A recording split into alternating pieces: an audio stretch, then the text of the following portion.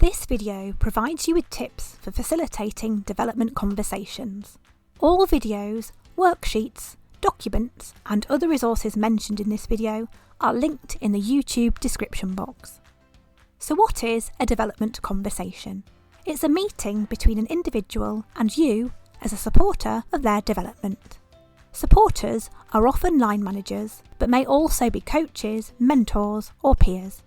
Development conversations focus on supporting and discussing the individual's development journey that is aligned to their performance goals.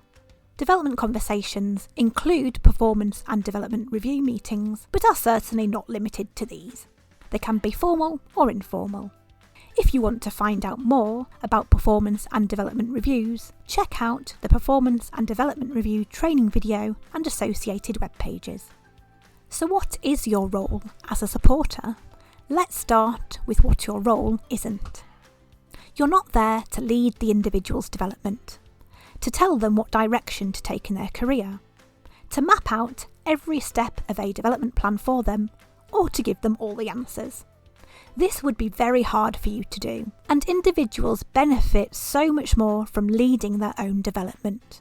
Your role is to listen to the individual, to empower them to lead their own development, to support them in identifying their own solutions by asking good probing questions, provide them with constructive challenge and feedback, help broaden their understanding of available development opportunities, signpost development resources that can help them, and support them in creating a meaningful development plan. If you or the individual you are supporting want to find out more about how they can lead their development and why they benefit from this approach, check out the Why You Need to Drive Your Development video on the Career Development web pages. So what should you consider when facilitating development conversations? Here are 10 top tips. 1. Set some boundaries and expectations at the start.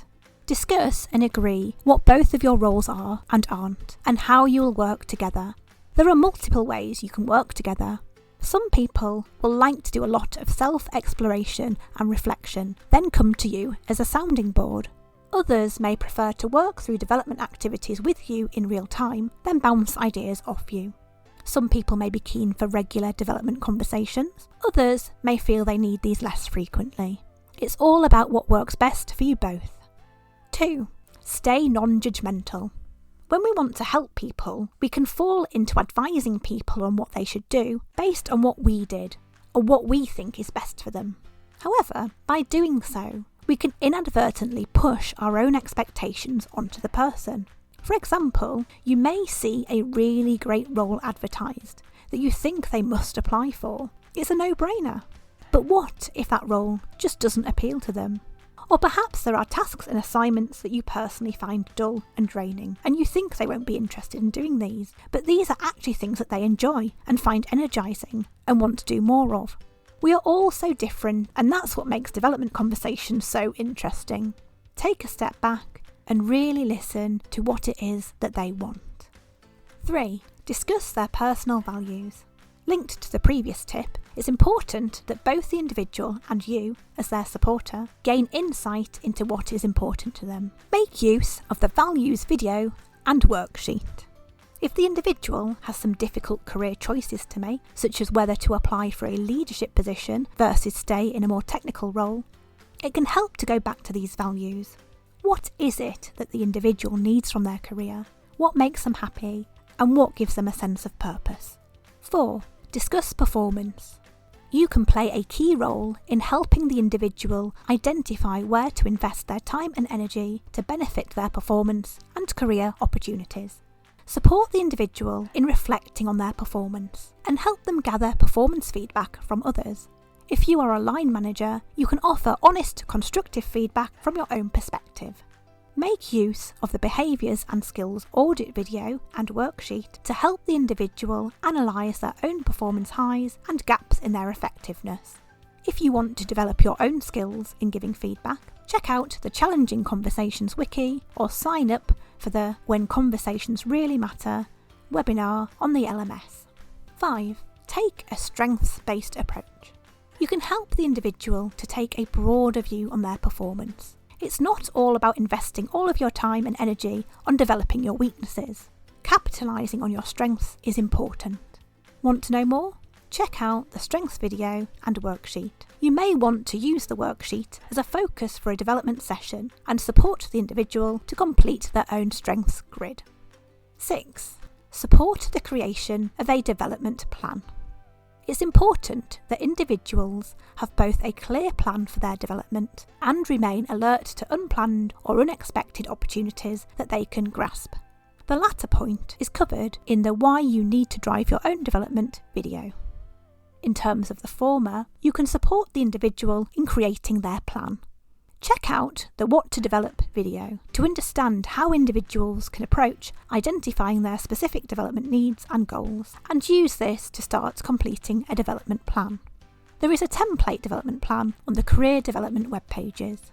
You may also find it helpful to watch the How to Maximise Your Opportunities for Development video to explore how individuals can recognise the broad range of development opportunities available to them using the 70-20-10 model, and use this to complete the remaining sections of their personal development plan.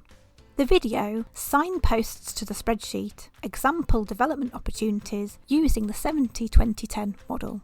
You may find this spreadsheet a useful tool or starting point if individuals are struggling to think of available opportunities. Once an initial plan is created, you can support the individual in periodically reviewing the focus of their plan, the progress made, and any barriers or sticking points. 7. Use the GROW model. The GROW model is a popular model for structuring coaching conversations and stands for Goal, Reality, Options, Will. You can use this model to structure your development conversations and help you identify good probing questions. Want to know more? Check out the GROW Technique guidance document and list of GROW model questions for career conversations document. 8. Explore motivation. What if you've not even got as far as a development conversation with an individual? What if they tell you that they're not motivated to do any new challenges or development? What if they're feeling disengaged? What if they're bored? It's not unusual for people to feel like this at some point during their career. It can help to explore their motivation using a theory known as flow. Check out the flow theory activity sheet on the career development web pages to guide you through this. 9. Build a learning culture. If you are a manager or leader, explore how you can build an enabling culture that supports and empowers individuals to develop. Demonstrate that you value and prioritise development. Role model how you lead your own development and build your own self-awareness. Help staff to see the world through a growth mindset by creating an environment where people are encouraged to experiment, take risks, and see setbacks or mistakes as learning opportunities. Empower people. Give them clear direction and guidance, then let them get on and own a piece of work. You're not stepping back completely, rather you are there to provide support and a point of escalation if necessary. By building a learning culture, you can have a massive positive impact on the development of others. And 10, last but not least, enjoy your development conversations. These can be hugely rewarding. They are also developmental for you and help build your own behaviours and skills that relate to developing others. Try things out, see what works and doesn't work for you, and keep getting better.